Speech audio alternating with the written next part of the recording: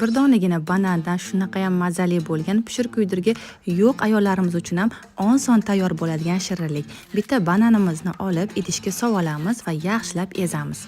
Mana ezib oldim. Endi navbat pechenyemizga. Xohlagan turdagi pechenyengizni olib, ozgina kakao qo'shib yubordim, chiroyli rang beradi. Choperda maydalab oldim pechenyemizni. Endi bananli massamizga qo'shib, yaxshilab aralashtirib, shunaqa yumshoq holatga olib kelamiz, xamir holatiga va kichkinagina qilib zuvalachalarni tayyorlab, xohishga ko'ra ichiga bir donagina yong'oq qo'shib yubordim.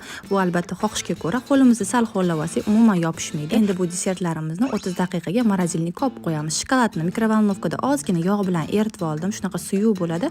Xohishga ko'ra yong'oq qo'shamiz. Men yer yong'oq qo'shib massamizni aralashtirib oldim. Muzlagan desertlarimizni shokoladga yaxshilab burkab olamiz. Shunaqa ham mazali bo'ladi.